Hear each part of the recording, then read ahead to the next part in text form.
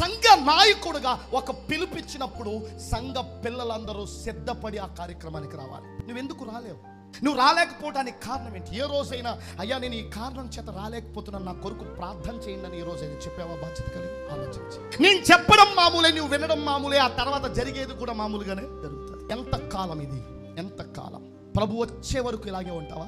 ఆలోచించు. నాకండి ఒంట్లో బాగోట్లేదండి, అందుకే రాలేకపోతున్నాను. కానీ ఒక మాట చెప్పనా, నువ్వు దేవుని సన్నిధిని ప్రేమిస్తే దేవుడు ఆరోగ్యం నీకు ఇస్తాడు. ఆరోగ్యం ఎవరిస్తారు? బలహీనమైన పాదములు గలవాడిని దేవుడు మందిరం దగ్గర బలపరచలేదా? వచ్చింది ఒక కాలం, ఆ కాలం వచ్చినప్పుడు ఖచ్చితంగా కార్యం జరిగింది. నువ్వు నమ్మకంగా ఉండు, నమ్మకంగా వెంబడించు, చాలినంత ఆరోగ్యం దేవుడు నీకు ఇస్తాడు.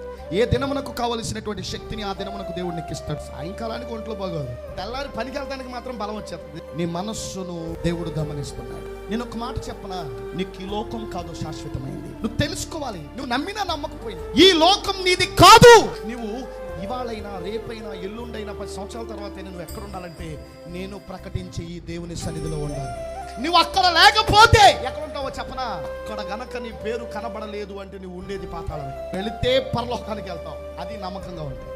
లేకపోతే మన కేర్ ఆఫ్ అడ్రస్ అక్కడ పాతాళం ఉంది, అక్కడ యాతన ఉంటుంది, అక్కడ ఏడుపు ఉంటుంది, అక్కడ పండ్లు కొరకడం ఉంటుంది, అక్కడ మహాభయంకరమైన లోకమందు చూడని యాతనలన్నీ అక్కడే ఉన్నాయని బైబిల్ చెప్తుంది.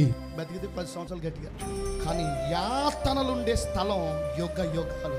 నీ కళ్ళ ముందు ఎంతో వయస్సు ఈ భూమి మీద అనుభవించవలసిన వాళ్ళు కన్ను మూసేస్తున్నారు. ఇలా కనబడినోడు అలా మాయమైపోతున్నాడు. దేవుడు ఎందుకో నిన్ను ప్రేమించి ఇంకా నీ ఎడల తన కృపను విస్తరింపచేసి తన జ్ఞాన వాక్యాన్ని నీ మనస్సును చొప్పించుకునే అవకాశం దేవుడు నీకు ఇస్తున్నాడు.